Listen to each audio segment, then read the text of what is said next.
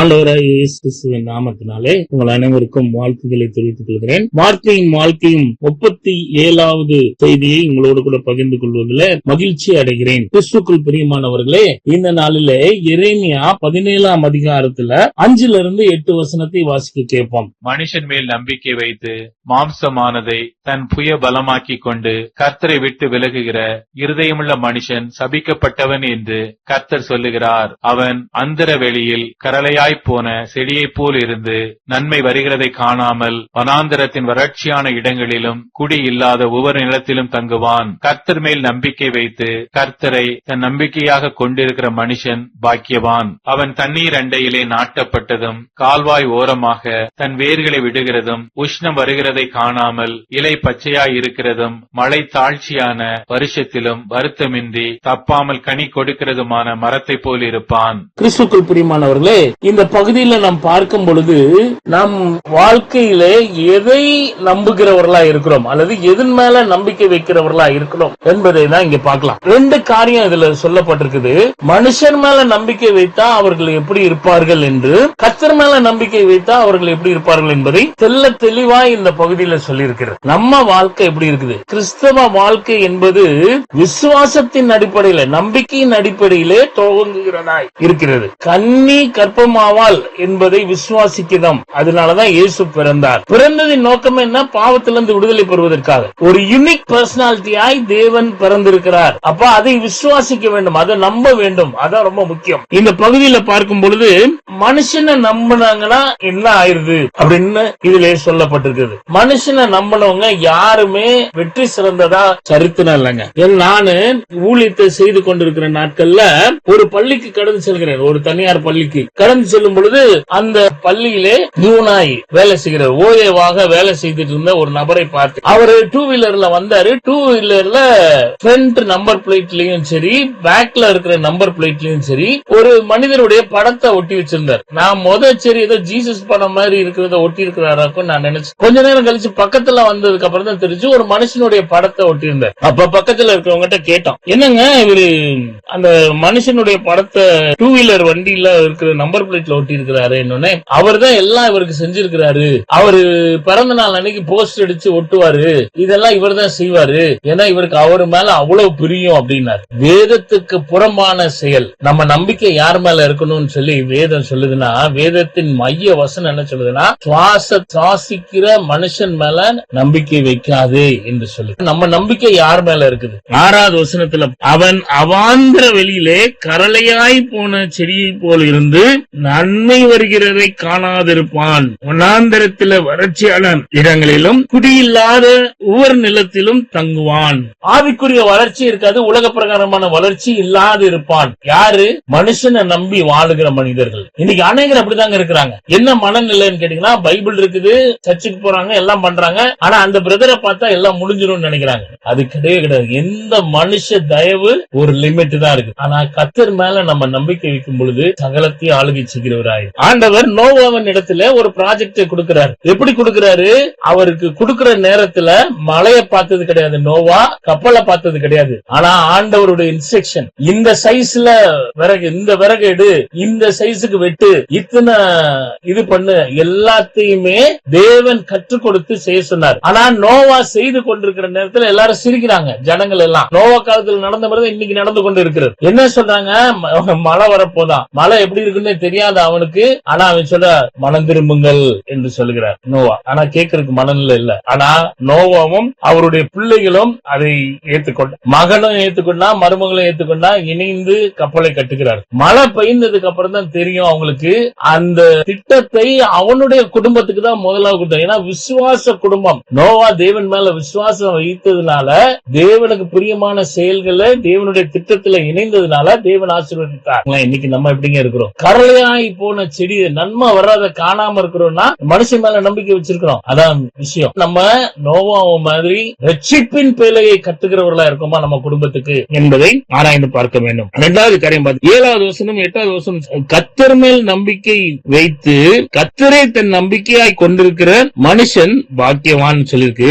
அவன் தண்ணீர் அண்டையிலே நாட்டப்பட்டவனும் உஷ்ணம் வருகிறதை காணாதிருப்பான் என்று சொல்லப்பட்டிருக்கிறது. ஆனா மழை தாழ்ச்சியான வருஷத்துல தப்பாமல் கனி கொடுக்கிறவனா தான் இருப்பான். கர்த்தர் மேல நம்பிக்கையா இருக்கிற மனுஷன் நம்ம எப்படிங்க இருக்கிறோம்? நம்ம எந்த விசுவாசத்துல வாழ்கிறவர்களா இருக்கிறோம்? மனுஷன் மேல நம்பிக்கை வைக்கிறோமா, கர்த்தர் மேல நம்பிக்கை வைக்கிறோமா? ரொம்ப முக்கியம். விசுவாசித்தாதான் தேவனுடைய மகிமையை காண முடியும்ன்ற தேவ வசனம் சொல்லுது. தேவனை விசுவாசிக்காம எதுவுமே நமக்கு நடக்காது. ஆண்டவர் செய்த அற்புதம் எல்லாம் அவர் சொல்றது விசுவாசிக்கிறியா அப்படின்னு கேட்டுதான் அற்புதத்தை செய்றார். இன்னைக்கு நம்ம எப்படி இருக்கோம்? யார் மேல விசுவாசம் வச்சிருக்கிறோம்? கால்வாய் ஓரமாய் நடப்பட்டு தன் காலத்தில் கனியை தந்து இலை உதிராது இருக்கிற மரத்தை போல இருப்பான், அவன் செய்வதெல்லாம் வாய்க்கும் சொல்லி சங்கீதம் 1 சொன்ன மாதிரியே நடக்கும். எப்ப நம்பிக்கை நான் தேசு மேல இருக்கும் பொழுது. மலைத்தாழ்ச்சியான வருஷத்தில் தப்பாமல் கனி கொடுக்கிறவனா இருப்பான். கனி கொடுக்கணும்ன்றதுதான் தேவனுடைய திட்டமா இருக்குது. ஒரு நடைமுறையில இருக்கிற ஒரு செய்தியை நான் ஒரு சாட்சியை உங்களோடு கூட பகிர்ந்து கொள்கிறேன். நான் யூடியூப்ல பாக்குற நேரத்துல நிக்கி விஜித்து அப்படின்னு சொல்லி ஒரு மனிதரை குறித்து நான் பார்த்தேன். அவர் ஆஸ்திரேலியால பிறந்த மனிதர், இன்னைக்கு உயிரோடு இருக்கிறார். ஒரு பெரிய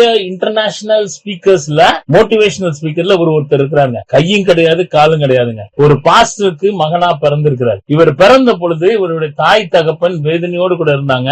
ஆனா ஏன் இப்படி ஒரு பிள்ளையை கர்த்தர் கொடுத்தார்? கையும் கிடையாது காலும் கிடையாது, 100% டிபெண்டன்ட் சைல்ட். யாருடைய உதவியோட தான் அந்த பிள்ளை இருக்க முடியும், அந்த பையன் வளர முடியும் என்பதை அறிந்தே வளர்த்தார்கள். ஆனா அந்த தகப்பன் பார்த்தது என்னன்னு கேட்டீங்கன்னா, அந்த ஊனமான பிள்ளையை பார்க்கவில்லை, அதுக்குள்ள இருக்கிற தரிசனத்தை பார்த்தார். தரிசனத்தை பார்த்து பல முயற்சிகள் அவருக்கு செஞ்சிருப்பாங்க, பல உதவிகள் அந்த அவருக்கு செஞ்சிருப்பாங்க. அவரே சோர்ந்து போயிருப்பார். கையில காலில் நான் ஏன் வாழணும், நான் ஏன் படிக்கணும், எனக்கு எதுக்கு இந்த உலகம் அப்படின்னு சொல்லி யோசிச்சிருக்கலாம். ஆனா அவரை மோட்டிவேட் பண்ணி மோட்டிவேஷனல் ஸ்பீக்கர் ஆக்கியிருக்காங்க இன்னைக்கு. Hi. Praise God. Good morning. Morning. Hallelujah. Jesus is the King. Amen.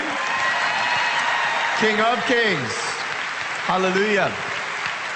You may be seated.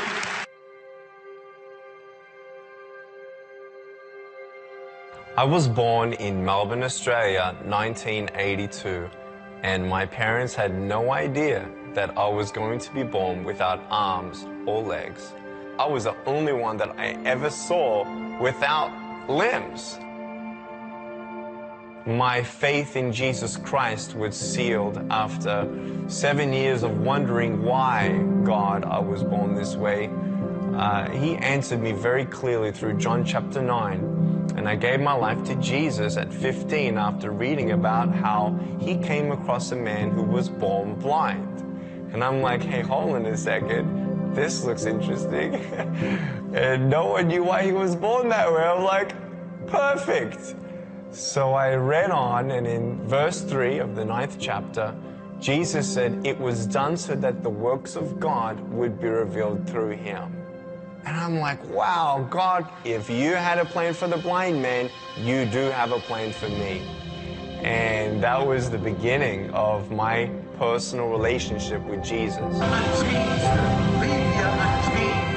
don't know what God can do with your broken pieces until you give God your broken pieces. And I want you to know when you fall down, God's grace is sufficient. God's hand will come down and pick you up. And give you the strength to get back up.